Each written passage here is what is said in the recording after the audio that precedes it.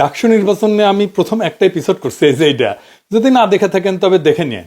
আমি ইলেকশনের আগে পর্যন্ত ভিডিও করে যাব, কারণ ডাকসু নির্বাচন বাংলাদেশের জন্য একটা অত্যন্ত গুরুত্বপূর্ণ নির্বাচন। এই নির্বাচনেই আসলে নির্ধারিত হবে বাংলাদেশের গতিমুখ কোন দিকে যাইতেছে। আমরা যদি ভালো একটা ডাকসু পাই তাইলে ভালো আগামীর বাংলাদেশ পাবো। বাংলাদেশের চিন্তা, বাংলাদেশের নেতৃত্ব, বাংলাদেশের চরিত্র নির্ভর করবে ঢাকা বিশ্ববিদ্যালয়ের উপরে এবং ডাকসু কেমন তৈরি হইতেছে সেটার উপরে। একটা দেশের বুদ্ধিবৃত্তি, সমৃদ্ধি আর জাতীয় চরিত্র অনেক সময় সেই দেশের বিশ্ববিদ্যালয়ের মাধ্যমেই প্রতিফলিত হয়। কিছু উদাহরণ দিই, যেখানে দেশ আর বিশ্ববিদ্যালয় যেন একে অন্যের প্রতীক হয়ে দাঁড়াইছে। যেমন ধরেন ইংল্যান্ডে অক্সফোর্ড আর কেমব্রিজ, ব্রিটিশ সাম্রাজ্যের ঔপনিবেশিক বিস্তার আর বুদ্ধিবৃত্তিক নেতৃত্ব এই অক্সব্রিজের সাথে যুক্ত। বিজ্ঞান বলেন, দর্শন বলেন, আইন বলেন, সবখানে এর ছাপ আছে। ফ্রান্সে সরবন, আমি যেখানে পড়েছি, ফরাসি বিপ্লব থেকে শুরু করে সাহিত্য, দর্শন সবকিছুই এই সরবন থেকেই আসছে। ফুকো বলেন, জাপল সার্ট বলেন, সবাই সরবনের অ্যালামনাই। ফরাসি বুদ্ধিবৃত্তি এবং বৌদ্ধিক সমৃদ্ধি সরবনের সাথে অবিচ্ছেদ্যভাবে জড়িত। জার্মানিতে হুমবোল্ট বিশ্ববিদ্যালয়, বার্লিনে আধুনিক গবেষণা বিশ্ববিদ্যালয়ের মডেল তৈরি হয়েছিল এইখান থেকে। জার্মান দর্শন বলেন, পদার্থবিদ্যা বলেন, সমাজবিজ্ঞান বলেন, সবকিছুর ভিত্তি এইখানে। আমেরিকাতে যেমন হার্ভার্ড আছে, এমআইটি আছে, স্ট্যানফোর্ড আছে। আমেরিকার অর্থনৈতিক সমৃদ্ধি, প্রযুক্তি, উদ্যোক্তা সংস্কৃতির প্রতীক হয়ে আছে এমআইটি আর স্ট্যানফোর্ড। আর রাজনৈতিক আর আইনি চিন্তার প্রতীক হয়ে আছে হার্ভার্ড। এক এক দেশে এক একটা বিশ্ববিদ্যালয় জাতীয় বুদ্ধিবৃত্তির সিগনেচার, যেটা কেবল শিক্ষা প্রতিষ্ঠান না, বরং সেই দেশের ইতিহাস, রাজনীতি, সংস্কৃতি আর সমৃদ্ধির প্রতীক হয়ে যায়। তাই ঢাকা বিশ্ববিদ্যালয়ে যে ছাত্র সংসদ নির্বাচন ডাকসু হইতে যাইতেছে, সেইটা এই বিজয়ীদের কাছে দেশবাসীর একটা প্রত্যাশা থাকবে। কারা এখানে বিজয়ী হবে সেটা দেশবাসীর একটা আকাঙ্ক্ষা থাকবে। আজকের আলাপটা সেইটা নিয়ে।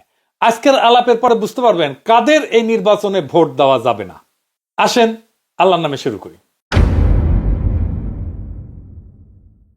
আমাদের একটু পিছনে ফিরে যেতে হবে, পিছনের ইতিহাস থেকে শুরু করি, তাহলে বুঝতে সুবিধা হবে। ইংরেজরা যে কারণে ঢাকা বিশ্ববিদ্যালয় প্রতিষ্ঠা করছিল, সেই মতাদর্শিক লক্ষ্য পরিবর্তন করে আপন শিকড়ের দিকে আস্থাশীল, গণমুখী নতুন এক রাষ্ট্র নির্মাণের মহাসড়কে একে পুনঃস্থাপন করতে হবে ঢাকা বিশ্ববিদ্যালয়কে। যারা আমাদের উপনিবেশ বানাইছিল এসে, যেমন ইংল্যান্ড থেকে, তারা ইউরোসেন্ট্রিক এডুকেশন, মানে তাদের চিন্তা ভাবনা ছিল ইউরোসেন্ট্রিক, মানে ইউরোপ হচ্ছে পৃথিবীর সেন্টার, ওইখান থেকে আমাদের ধার করতে হবে। এখানে ইউরোপীয় শিক্ষা, সংস্কৃতি এবং সভ্যতার বিষয়বস্তুকে অগ্রাধিকার দেওয়া হয়। এই ব্যবস্থা বদলে ফেলে বাংলাদেশি জাতি গঠন প্রক্রিয়াকে জোরদার করার লক্ষ্যে এদেশের মানুষের মুসলিম সত্তার প্রতি শ্রদ্ধাশীল এক নতুন শিক্ষা ব্যবস্থার প্রবর্তন ঘটাইতে হবে। কঠিন এই লক্ষ্য অর্জনের জন্য প্রথমে বুঝতে হবে কিভাবে হিন্দুস্তানে ঢুকে ব্রিটিশেরা ধীর পায়ে আগাইছিল। তারা 1757 সালে প্রথমে দখল করে বাংলার নবাবী সিরাজউদ্দৌলাকে পরাজিত করে। 1765 সালে বক্সারের যুদ্ধে মীর কাসিমের পরাজয়ের ভিতর দিয়ে এই দখল সম্পূর্ণ হয়। বাংলার নবাবদের মুর্শিদাবাদের দরবারের আমির আমত্তদের ভেতরে হিন্দু মুসলমান মোটামুটি সমান সমান থাকলেও ইংরেজরা মুসলমানদের সন্দেহের চোখে দেখত এবং শত্রু হিসেবে গণ্য করা শুরু করলো। মুসলমানরা ইংরেজদের কাছে বিশেষ করে শত্রু হয়ে পড়ার দুইটা কারণ থাকা সম্ভব। এক, ইংরেজরা মুসলমানদের নবাবী উৎখাত করে ক্ষমতা দখল করছিল, ফলে দরবারে মুসলমানদের উপরে বাড়তি নজর রাখতো। তারা এদেরকে নবাবের স্বাভাবিক বন্ধু ভাবত। বিপরীতভাবে তারা মুসলমান বিদ্বেষী সাম্প্রদায়িক ভাবনা থেকে হিন্দুদেরকে বন্ধু হিসেবে গণ্য করত। দুই নম্বরে তো ব্রিটিশেরা তো খ্রিস্টান, তো খ্রিস্টান হিসেবে মুসলমানদের নিয়ে ইউরোপীয় স্মৃতির শরিক ছিল ব্রিটিশ ইংরেজেরাও। সেটা কি? আরবদের জেরুজালেম আর স্পেন দখল, অনেকগুলো ক্রুসেডের পরও জেরুজালেম উদ্ধার করতে না পারা, শেষে কনস্টান্টিনোপল আর হায়া সোফিয়া হারাইতে হয়েছিল অটোম্যানদের কাছে 1453 সালে। ইংরেজদের বিরুদ্ধে হিন্দুস্তানের প্রথম বিদ্রোহ, যে মজনু শাহ এবং ভবানী পাঠকদের ফকির সন্ন্যাসীর বিদ্রোহ, এটাতে হিন্দু মুসলমান উভয় শরিক হইল।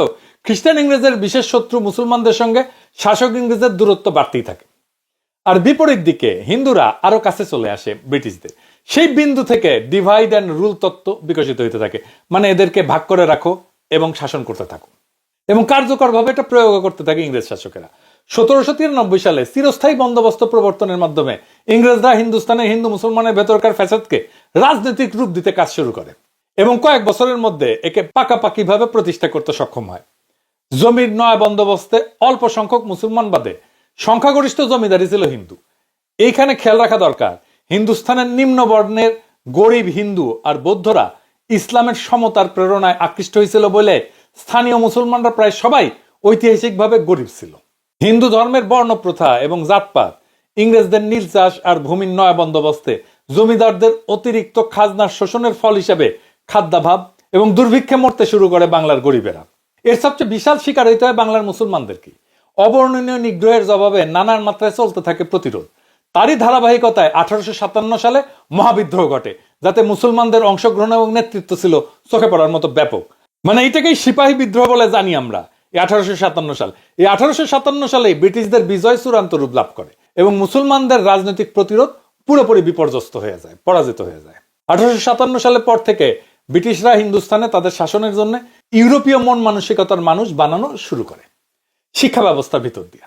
সেই লক্ষ্যে বাস্তবায়ন করতে 1857 সালে সরকারি ভাষা পরিবর্তন ঘটায়, ফার্সির বদলে ইংরেজি প্রতিষ্ঠা করে। মানে আগে ছিল ফার্সি, এখন ইংরেজি প্রতিষ্ঠা করে। বেশিরভাগ মুসলমানদের রাষ্ট্র, সরকার এবং রাজনৈতিক নেতৃত্ব পরাজিত হবার পরে এরা নিঃস্ব হইয়া ইংরেজের প্রবর্তিত আধুনিক শিক্ষায় খুব কম সংখ্যায় ঢুকতে থাকে। বহু আগে ইংরেজদের কোলে ওঠা হিন্দুদের সাথে কিছু মুসলমান তাল মেলাইতে চেষ্টা করে। একই সঙ্গে হিন্দুস্তান 1857 সালের পর কোম্পানি শাসন থেকে ব্রিটিশ রাজের শাসনে উন্নীত হয়। সরাসরি ব্রিটিশরা শাসন করতে শুরু করে। এই ব্রিটিশ ক্রাউনের কাছে প্রজা হিতৈষী নীতির মানে ছিল শরীরের রং কালো হইলেও একজন ইন্ডিয়ান রুচিতে যেন স্থানীয় ইউরোপীয় হয়ে ওঠে। অবশ্য 1857 সালের আগেই বিশ্বখ্যাত সমাজবিজ্ঞানী জন স্টুয়ার্ট মিল, যিনি ছিলেন ইস্ট ইন্ডিয়া কোম্পানির একজন প্রভাবশালী বোর্ড মেম্বার, জানেন তো, তার অনুপ্রেরণায় হিন্দুস্তান সিভিলাইজিং প্রজেক্টের আওতায় এদেশে ইউরোপীয় শিক্ষার প্রয়োগ শুরু হয়েছিল। মানে এদেরকে সভ্য করতে হবে, এটা অসভ্য। কিন্তু এত এত ঘটনা ঘটলেও বাংলার পূর্বাংশ, মানে এখন যেটা বাংলাদেশ, সেটা ছিল শিক্ষা এবং শাসনের কেন্দ্র থেকে অনেক দূরে। তাই পিছিয়ে থাকা পূর্ববঙ্গের মানুষ, যারা বেশিরভাগ ছিল মুসলমান, তাদেরকে কিছুটা উন্নয়নের ছোঁয়া দিতে ব্রিটিশরা 1905 সালে বঙ্গভঙ্গের ভেতর দিয়া পূর্ব বাংলাকে আলাদা প্রশাসনিক অঞ্চল হিসেবে ঘোষণা করে। কিন্তু ইংরেজ শিক্ষিত কলকাতার বর্ণ হিন্দু এবং পূর্বাঞ্চলের জমিদারেরা তাদের আধিপত্য বজায় রাখতে সামাজিক, সাংস্কৃতিক, রাজনৈতিক ক্ষেত্রে প্রবলভাবে এর বিরোধিতা শুরু করে। ফলে পূর্ববঙ্গের অধিবাসীদের অর্থনৈতিক অগ্রগতি সাধনের এই ব্রিটিশ প্রকল্প ব্যাপক বাধার সম্মুখীন হয়। এই জমিদার হিন্দুরা বোমাবাজি করে আগুন জ্বালা একের সারখার করে দিছিল। ওই সময় হিন্দু শাসিত প্রভাবিত অভিন্ন বঙ্গ ধরে রাখার প্রেরণা জোরদার করতেই রবীন্দ্রনাথ ঠাকুর বঙ্গভঙ্গের প্রতিক্রিয়াতেই আমার সোনার বাংলা আমি তোমায় ভালোবাসি এই গানটা রচনা করেন। অর্থনৈতিক, সাংস্কৃতিক এবং রাজনৈতিকভাবে তৎকালীন অবিভক্ত বাংলার অধিপতি শ্রেণীর নেতৃত্ব হিন্দুদের সংঘবদ্ধ সংগ্রাম এবং প্রতিরোধের মুখে 1911 সালে মাত্র 6 বছরের মধ্যে ব্রিটিশ রাজ বঙ্গভঙ্গ রদ করতে বাধ্য হয়। যদি 1905 সালে গঠিত পূর্ববঙ্গ পৃথক রাজ্য হিসেবে টিকে যেত, তাহলে অল্প কয়েক বছরের মধ্যে নিশ্চয়ই এর রাজধানী ঢাকায় বিশ্ববিদ্যালয়, মেডিকেল কলেজ, ইঞ্জিনিয়ারিং কলেজ অনেক কিছু প্রতিষ্ঠিত হইত। তো ব্রিটিশ রাজের এই সিদ্ধান্ত পরিবর্তন হয় পূর্ববঙ্গের মানুষরা আবার সেই পুরনো বঞ্চনার রাস্তায় ফিরে যায়। ফলে হিন্দু অধিপতি শ্রেণীর বহু বাধা ছিন্ন কইরা, বহু ক্লেশ সহ্য কইরা ঢাকায় প্রথম স্বতন্ত্র বিশ্ববিদ্যালয় প্রতিষ্ঠা হয় অনেক দেরিতে, 1921 সালে। ব্রিটিশ উপনিবেশিক আমলাতন্ত্র এবং কেরানিকুলে যাতে মুসলমানেরা স্থান না পায়, তাই তৎকালীন কলকাতার ক্ষমতাশালী এবং অভিজাত শ্রেণী ঢাকা বিশ্ববিদ্যালয় প্রতিষ্ঠার তীব্র বিরোধিতা করছিল। তবে সমস্ত প্রতিকূলতা উপেক্ষা কইরা 1921 সালে ঢাকা বিশ্ববিদ্যালয় প্রতিষ্ঠিত হয়। এর ফলে পূর্ব বাংলার মুসলিমদের ভাগ্য উন্নয়নের যে নতুন সুযোগ সৃষ্টি হয়েছিল, এতে কোনো সন্দেহ নাই। কিন্তু বাস্তবে যা ঘটছে তা হলো এই অঞ্চল শাসন করার জন্য একটা নতুন গোষ্ঠীর অভ্যুদয় হয়েছে, যারা মানসিকভাবে পশ্চিমের অনুরাগী, তাদের রাজনৈতিক এবং সাংস্কৃতিক ব্যবস্থার অনুসারী এবং স্বদেশের সম্পদ বিদেশে পাচারকারী একটা নব্য ধনিক এবং মধ্যবিত্ত শ্রেণী, যাদের কাছে দেশ একটা উপনিবেশ, যাদের কাছে বাংলাদেশের কোনো ভবিষ্যৎ নাই, সমস্ত ভবিষ্যৎ পশ্চিমে। ঢাকায় একটা বিশ্ববিদ্যালয় প্রতিষ্ঠায় ইংরেজদের অনেক উদ্দেশ্যে প্রধান 3টা উদ্দেশ্য ছিল: 1, ইংরেজ প্রশাসনের সহযোগী অনুগত কর্মচারী তৈরি করা; 2, উপনিবেশিক শাসকদের তৈরি রাজনৈতিক বন্দোবস্ত জারি রাখা; এবং 3, পশ্চিমা সংস্কৃতির প্রতি অনুগত এমন একটা শিক্ষিত জনগোষ্ঠী তৈরি করা, যারা ইংরেজ শাসনের পশ্চিম অভিমুখী যাত্রা চলমান এবং অব্যাহত রাখবে। এরা দেখতে বাদামি বা কালো রঙের বাঙালি মুসলমান হইলেও ভাবাদর্শ, মনন, চালচলনে হবে সাদা সাহেব এবং মেম সাহেবের বাচ্চা। প্রতিষ্ঠাকাল থেকেই এই বিশ্ববিদ্যালয় ইংরেজ সরকারের চাহিদা মতো নেতা, নেত্রী, আমলা, লুটেরা, বণিক, চামচা, শিক্ষক, বুদ্ধিজীবী, নানান পেশাজীবী তৈরির একটা কারখানায় পরিণত হয়। পূর্ব বাংলার খেটে খাওয়া কৃষক, মজুর, শ্রমিকদের হাড় ভাঙা পরিশ্রমের টাকায় গড়ে ওঠা এই প্রতিষ্ঠান শুরু থেকেই স্বদেশবাসীর উন্নয়নের উদ্দেশ্য এবং লক্ষ্যের সাথে বিশ্বাসঘাতকতা করছে। যাদের রক্ত, ঘাম এবং অর্থে এই বিদ্যাপীঠ পরিচালিত হয়, তাদেরই ইতিহাস, ঐতিহ্য, ধর্মবিশ্বাসের বিরুদ্ধে দাঁড়ানোর জন্য জনবল সৃষ্টি করাই হয়ে ওঠে ঢাকা বিশ্ববিদ্যালয়ের প্রধান ভূমিকা। কি তামাশা! তবে আপন কৃষ্টি, সংস্কৃতি এবং দেশপ্রেমে উদ্বুদ্ধ হাতে গোনা অল্প কিছু দেশপ্রেমিক মানুষও এই বিশ্ববিদ্যালয় থেকেই বাড়াইছে। ভাবাদর্শগত ঝোঁকের কারণে এই শিক্ষা প্রতিষ্ঠানের শিক্ষক শিক্ষার্থীরা নিজেদের অজান্তেই এখনো ইংরেজ উপনিবেশিক সংস্কৃতি দিয়ে আচ্ছন্ন হয়ে আছে। 47-এর দেশ স্বাধীনের 78 বছর পরেও এখনো তারা ব্রিটিশ রাজের রাজধানী কলকাতাকেই কেন্দ্র মনে করে তাদের। কালের বিবর্তনে কলকাতা ইন্ডিয়ার একটা পরিত্যক্ত স্মৃতিতে পরিণত হইলেও তাকেই মানদণ্ড ধরে এবং অনুসরণ করে এরা তথাকথিত উচ্চস্তরে উন্নীত হওয়ার চেষ্টা চালায়। লোভের এই লক্ষ্যস্থল কলকাতায় তাদেরকে ক্রমশ মুসলিম বিদ্বেষী করে তোলে। এর চূড়ান্ত পরিণামে পশ্চিমী তাদের ক্যাবলায় পরিণত হয়। ঢাকা বিশ্ববিদ্যালয়ের শিক্ষাক্রমে উত্তীর্ণরা এখনো ইংরেজদের তৈরি সেই সিস্টেম বা ব্যবস্থাকে অনুসরণ করে চলতেছে। এখনকার জ্ঞান উৎপাদনের সিলসিলা পুরোপুরি পশ্চিম কেন্দ্রিক, যেটাকে ইংরেজিতে বলে ইউরোসেন্ট্রিক। আর এই প্রতিষ্ঠানের শিক্ষার্থীদের প্রধান স্বপ্ন হলো ইংরেজদের তৈরি করে রেখে যাওয়া রাজনীতি, প্রশাসন এবং নানা পেশায় প্রবেশ করে ঘুষ, দুর্নীতির মাধ্যমে অঢেল সম্পত্তির মালিক হওয়া এবং সুযোগ পেলে অথবা প্রজন্ম পরবর্তীকালে তার অবৈধভাবে অর্জিত সম্পদ ইউরোপ বা উত্তর আমেরিকায় পাচার করা। 1947 সালে ইংরেজ এবং 1971 সালে পাকিস্তানের শাসন থেকে দুইবার আজাদি লাভের পরেও এই বিশ্ববিদ্যালয়ের আদর্শগত অভিমুখের বা ক্যাবলার কোনো পরিবর্তন ঘটেনি।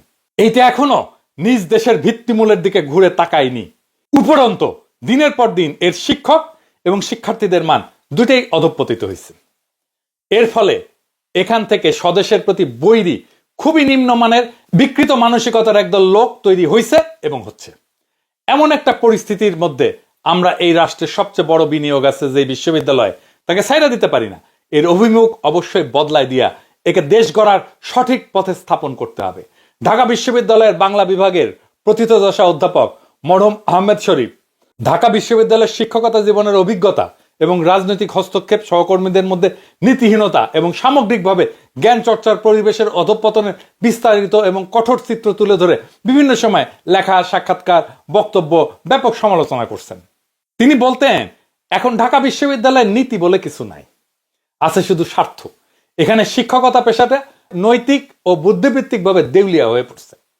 মনীষী আহমেদ ছফা তার ধ্বস্ত বিধ্বস্ত বিশ্ববিদ্যালয় প্রবন্ধে বাংলাদেশের শিক্ষা ব্যবস্থা, বিশেষ করে ঢাকা বিশ্ববিদ্যালয়ের এই বিবর্তনের কঠোর সমালোচনা করছেন। তিনি একে মুমূর্ষ, রুগ্ন প্রতিষ্ঠান হিসেবে আখ্যায়িত করছেন। 1995 সালে প্রকাশিত গাভী বৃত্তান্ত উপন্যাসে তিনি এই বিশ্ববিদ্যালয়ের শিক্ষক রাজনীতির নোংরা, জটিল চিত্র তুলে ধরছেন।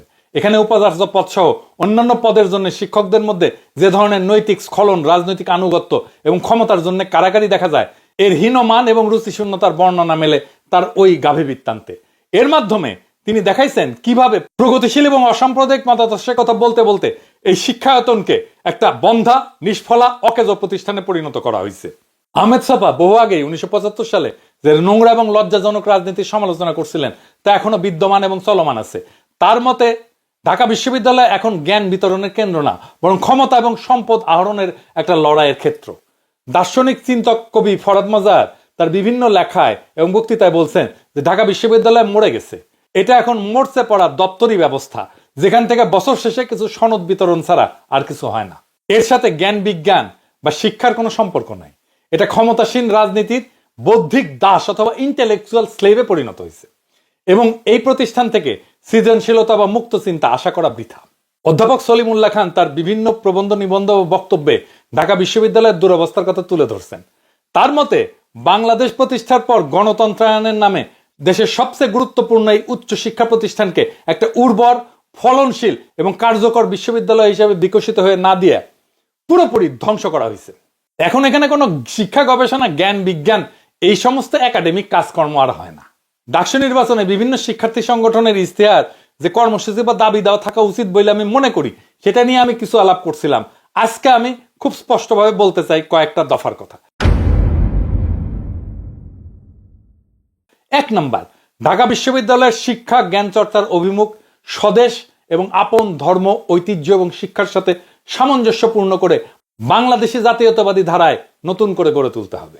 2 নাম্বার, দেশের সবচেয়ে গুরুত্বপূর্ণ শিক্ষাঙ্গনকে অবশ্যই আওয়ামী ফ্যাসিবাদ, ইন্ডিয়ান আধিপত্যবাদ এবং ইউরোপ কেন্দ্রিক উপনিবেশিক শিক্ষা ব্যবস্থা থেকে মুক্ত করতে হবে। 3 নাম্বার, বিশ্ব শীর্ষ বিশ্ববিদ্যালয়ের শিক্ষা কার্যক্রম, গবেষণা কর্ম এবং প্রশাসন যেভাবে পরিচালিত হয় সেই আঙ্গিকে নতুন বিধিবিধান, নীতিমালা প্রণয়ন করে ঢাকা বিশ্ববিদ্যালয়কে পুনর্গঠন করতে হবে। 4 নাম্বার, 1973 সালে হাসিনার বাপ মুজিব প্রবর্তিত বিশ্ববিদ্যালয় অধ্যাদেশ বাতিল করে এখানে শিক্ষকদের দলবাজি নিষিদ্ধ করতে হবে। ভোটের মাধ্যমে ভিসি, ডিন এবং বিভিন্ন পদে নিয়োগের প্রক্রিয়া বন্ধ করতে হবে। 5 নাম্বার, শিক্ষকদের যথেচ্ছাচার, অবিচার, ফাঁকিবাজি এই সমস্ত রোধে তাদের জন্য মূল্যায়ন বা রেটিং ব্যবস্থা চালু করতে হবে। শিক্ষার্থীদের মতামতের ভিত্তিতে শিক্ষকদের মূল্যায়ন ব্যবস্থা চালু করে তা সবার জন্য উন্মুক্ত করে দিতে হবে। পাশাপাশি সরকারি চাকরির মতো চিরস্থায়ী নিয়োগ পদ্ধতি থেকে বাইর হইয়া উচ্চ বেতনে মেয়াদ ভিত্তিক চুক্তিতে শিক্ষক নিয়োগ দিতে হবে। রেটিং অনুযায়ী শিক্ষকতার মান বিচার করে চুক্তি নবায়নের ব্যবস্থা চালু করতে হবে। এখানে আসবে সেরা শিক্ষকেরা, ভালো বেতনে, আমার চাকরি আছে কোনোদিন যাবে না, এটা হবে না। 6 নাম্বার, শিক্ষার্থী হিসেবে ভর্তির ক্ষেত্রে ঢাকা বিশ্ববিদ্যালয়ের শিক্ষক, কর্মকর্তা, কর্মচারীদের সন্তানদের জন্য পোষ্য কোটা এবং মুক্তিযোদ্ধার সন্তান এবং দৌহিত্রদের জন্য কোটা বাতিল করতে হবে। এই 6 দফা আদায়ের জন্য যারা সম্মত থাকবেন তারা ডাকসু নির্বাচনে তেমন সংগ্রামী প্রার্থীদেরকে ভোট দিয়ে জয়যুক্ত করবেন। আমি এরপর দিন ছাত্রছাত্রীদের শিক্ষা জীবনের সমস্যাগুলো নিয়ে আলোচনা করব, সেগুলো সমাধান বা সমস্যা লাঘবের জন্য করণীয় উল্লেখ করব। আর যে সমস্ত প্রার্থী এ সমস্ত আদায়ের জন্য আন্দোলন করবেন, সংগঠিত হবেন, তাদের পক্ষে ভোট চাইব।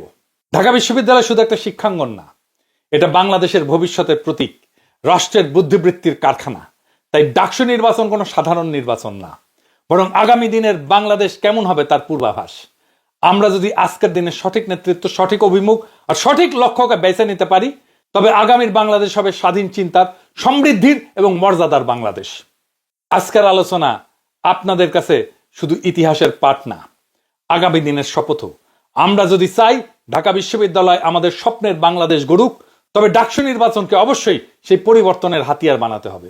ভুল প্রার্থীকে ভোট দেওয়া মানে শুধু একটা পদ নষ্ট করা না, মানে পুরো জাতির দিগ্ভ্রান্তি। আর সঠিক প্রার্থীকে ভোট দেওয়া মানে ভবিষ্যৎ প্রজন্মের জন্য সঠিক রাস্তা তৈরি করা। এবার সিদ্ধান্ত আমাদের, আমরা কি ইতিহাসের বোঝা টেনে নিয়ে যাব নাকি ইতিহাসের নতুন অধ্যায় লিখব। আমি আশা করি ঢাকা বিশ্ববিদ্যালয়ের ছাত্রছাত্রীরা ডাকসু নির্বাচনের মধ্য দিয়ে ইতিহাসের আর এক নতুন অধ্যায় লিখবে। ইনকিলাব জিন্দাবাদ।